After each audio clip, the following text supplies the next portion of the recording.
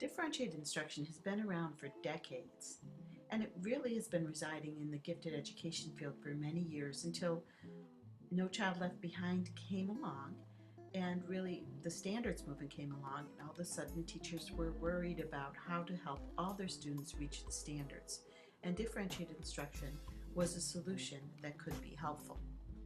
So it became more of a popular movement in education. So why should we use it? Well, differentiated instruction provides equalized learning opportunities for all students to help them not only reach the standards but exceed them. So how do we do this? Well, it's like baking a cake, so let's use this as an analogy. Take everything you know about good teaching and learning and put it in to differentiated instruction, and that will be an awesome cake. So to start with, you need to understand that differentiated instruction is a philosophy of thinking. It's really not a strategy. It's a way of thinking about your students and their needs and matching their needs with learning opportunities so that all students aren't doing the same thing at the same time.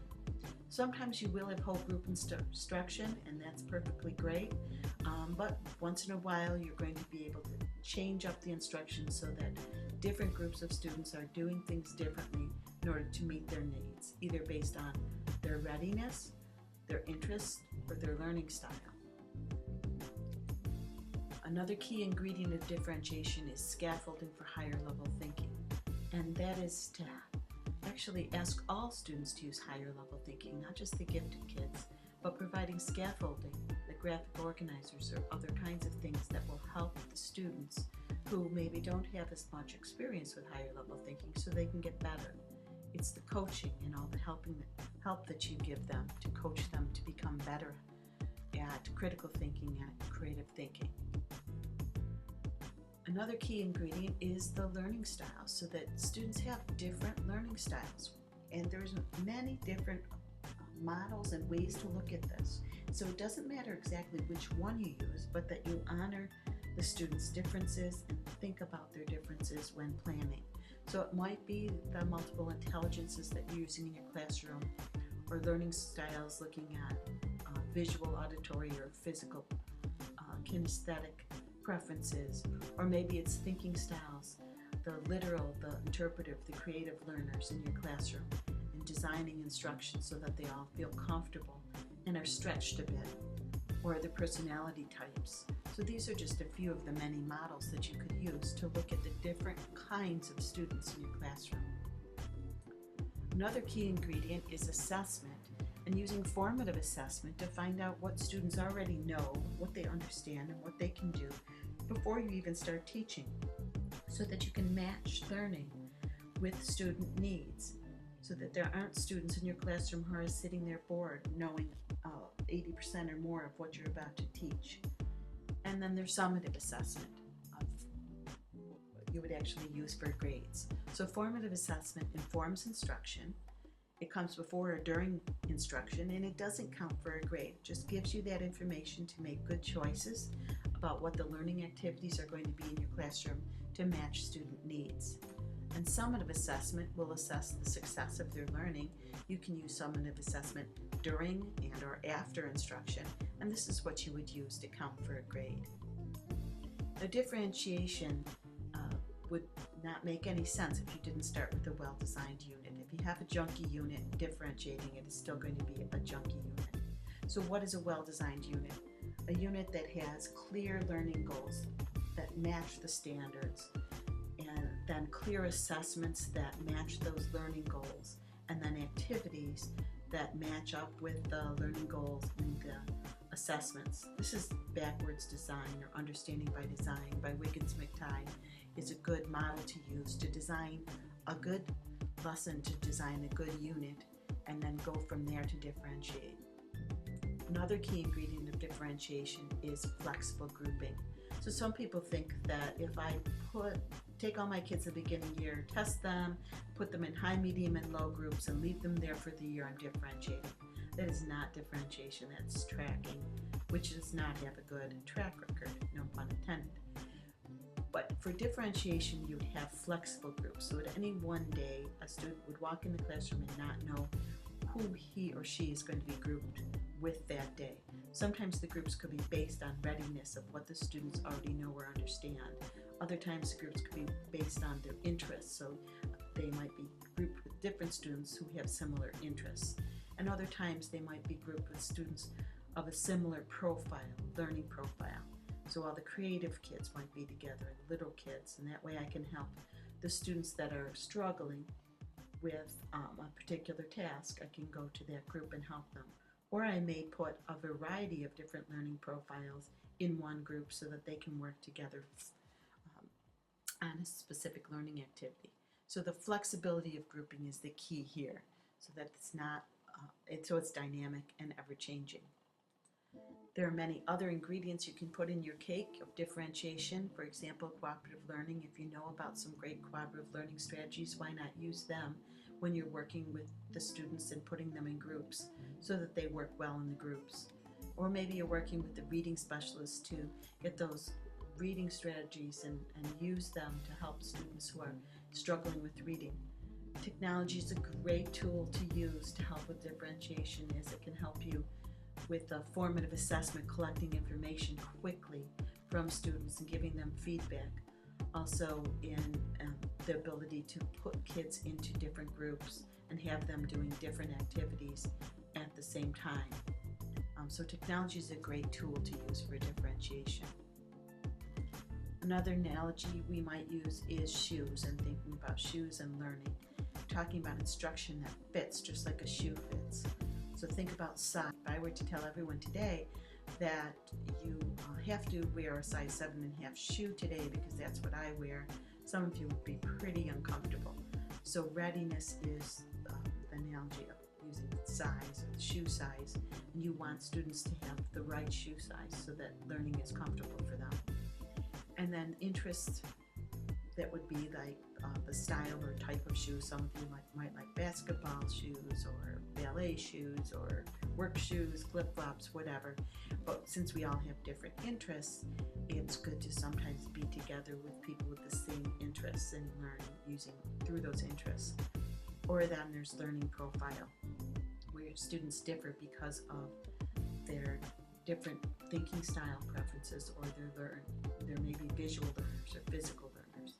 And so sometimes we want to be in a situation where we're learning in our comfort zone, so that learning is not uncomfortable. Sometimes we want to actually be outside of the comfort zone and to stretch them, but we do this purposefully. So differentiated instruction is instruction that fits the learner. This goes along with Vygotsky's zone of proximal development, because optimum learning takes place when instruction is 15 to 20% too hard for the student. Now, so anything you do in the classroom, it might be 15 to 20% too hard for one student, but actually way too easy for another. So all of the students in your classroom are in different zones, and what we have to do is give them learning opportunities where they're all stretching and growing, and they all get some scaffolding, some help for that stretching and growing. So that's important when we're designing differentiated tasks, that all students are challenged. So what is differentiated learning? Well, it's a deliberate method for instruction. So based on students' interest, readiness level, and learning profile, it allows them to have appropriately challenging levels of learning. And we change the content, the process, or product within the classroom environment so that students will have this learning that fits. So what does it look like to an observer? If I walked into a classroom where the teacher was differentiating, everyone would not be doing the same thing. It may even appear that they are. Maybe all students are on a computer, or all students are doing a worksheet. But if I walked around and looked at what they were doing, students would be completing different kinds of activities. They would all be respectful, and they would all be worthwhile activities, but they would be differentiated either by readiness or by interests or by learning profile. So let's look at this Chinese menu here. I can differentiate the content, the process, the product, or the learning environment. And it's all based on these three things: the readiness, the interest, the learning profile, or the affect. So what you will do if you're planning to differentiate instruction is to pick at least one from each column. As you get better at this, you might pick more than one from each column, but let's look at some examples. So let's say you want students to look at the objective of how do characters adapt to challenge, and you want them to be in study groups. So this is the English class, they're reading novels. You can choose 3 different novels that appeal to different interests. So the content is different and it's based on their interest. But notice the learning objective is the same. All students are still looking at how characters adapt to challenges. We can still have whole class discussions about this, as well as smaller groups, study groups, about the novels they are reading. These groups would be self-selected based on their interests. Here's another example. I might differentiate the process based on readiness. So if I were working on addition and subtraction of 2-digit numbers, and I was going to maybe create an independent practice for homework, or in the classroom for their independent practice, most students might be on a computer game that adjusts to their level and gives them immediate feedback. So they're practicing their addition and subtraction of 2-digit numbers, and the computer is helping them with that. In the meantime, there's other students who maybe have already mastered addition and subtraction of 2-digit numbers. I can ask them to create a screencast on how to, explaining the process, and then we can use that screencast for the other students to watch. So notice how there's 2 different things but the same learning objective. Here's another example. Maybe I'm going to differentiate the product based on the learning profile. So I want the students to know the water cycle, and I want them to show that they know the water cycle. So I could give them some choices, and notice that some of these choices are easier than others. Whether I put the kids in the groups or give them the choice and say you can pick whatever you want. Here are some of the choices that I could ask the students to create. Make an interactive multimedia picture book. There's some great apps on the iPad that allow even first graders to make a quick book that you can put sound, video, pictures, and text all together. I could ask them to write and record a song or a poem, or maybe act out the water cycle with cutout pictures and videotape it. Have you ever seen those Common Craft videos where someone's moving around the pictures on the table and talking about a process? Or I can ask students who are a little bit more advanced to make a PSA of how pollution is affecting the water cycle. So I'm taking it to the next level. So those are some examples. So we have a continuum of differentiated instruction. So if you're just getting started with it, what your goal might be is that every student won't be doing the same thing all the time in your classroom. So start out with low prep things like giving students choices for tasks or homework, and then work towards the macro differentiation, the high prep, and giving them alternative activities which you deliberately plan to vary the content, product, or process according to the readiness, learning style, and interests. And there's many strategies that you can use to do that. So let's look into a differentiated classroom and watch a video of what this might look like in the classroom. But again, since differentiated instruction isn't one particular strategy, this is just a little snapshot of what it could